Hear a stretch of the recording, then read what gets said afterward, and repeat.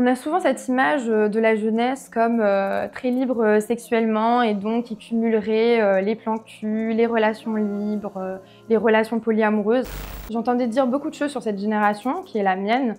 J'entendais qu'elle ne faisait plus l'amour, qu'elle avait du mal à se rencontrer, qu'elle était toujours rivée derrière les écrans. Et à un moment donné, j'ai voulu tout simplement l'écouter, aller à sa rencontre.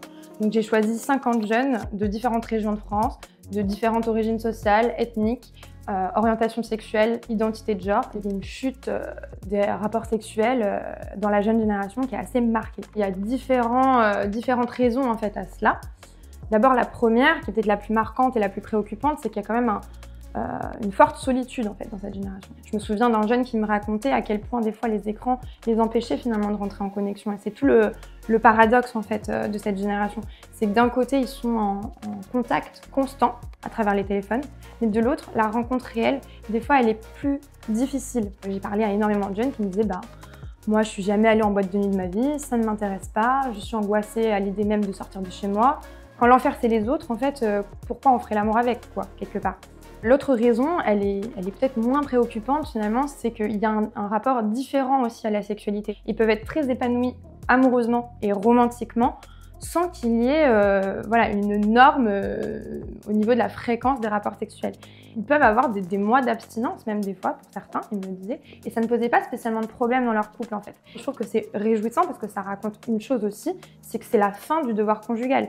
Et les filles, par exemple, elles sont très conscientisées sur les violences sexuelles, sur la notion de consentement, elles se questionnent beaucoup par rapport à ça, et ça aussi, forcément, ça a un impact aussi dans leur façon de relationner. Elles vivent finalement la même chose que leur mère et que leur grand-mère. Simplement, elles le questionnent, elles l'interrogent et elles ne trouvent pas toujours que ça va de soi d'avoir un rapport sexuel dont elles n'ont pas envie. Et d'ailleurs, j'ai remarqué que le fait que les filles sont de plus en plus féministes, de plus en plus engagées et conscientisées sur les questions de violence sexuelle, ça vient rentrer aussi en confrontation avec des garçons qui sont de plus en plus sexistes. Et ça, c'est pas moi qui le dis, c'est des rapports officiels. Le dernier rapport du Haut Conseil à l'égalité qui expliquait que la jeunesse était de plus en plus polarisée entre garçons et filles. Et d'ailleurs, sur la question du consentement, j'ai pu remarquer que les personnes LGBT, et notamment les personnes non-binaires, transgenres et lesbiennes, avaient un rapport à la sexualité qui était encore moins codifié que les hétéros. Une sexualité qui est quelque part plus inventive, moins contraignante et où l'impératif de la fréquence est encore moins présent. Je parle aussi de l'effet Tanguy. On voit que le nombre de jeunes adultes qui vivent chez leurs parents, il est de plus en plus important ces dernières années. On doit ça notamment au contexte économique, au fait que les études sont de plus en plus longues.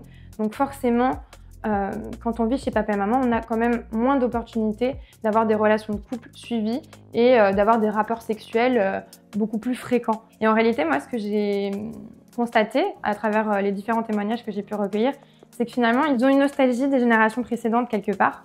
Ils rêvent un peu de rencontrer de nouveau leur amoureux ou leur amoureuse au café, dans le métro, à la bibliothèque. Et c'est pas forcément les schémas en fait de relations amoureuses qu'ils ont connus. Ils sont au moins 80% à m'avoir dit que finalement ils aspiraient à de l'exclusivité dans le couple. En fait, il y a une immense quête d'amour aussi qui se dégage de cette génération. Parce que dans une société qui est si anxiogène, avec le contexte économique qu'on connaît, les guerres, etc., ils ont en fait besoin de se rattacher à quelque chose de concret et de rassurant en fait dans leur relation. Ce que j'ai envie de dire, c'est qu'il n'y a pas une jeunesse, mais des jeunesses, et donc pas une sexualité, mais des sexualités finalement. Est-ce que c'est nécessairement inquiétant qu'il y ait une baisse des rapports sexuels? Non, pas forcément. L'idée, c'est peut-être de faire moins, mais mieux.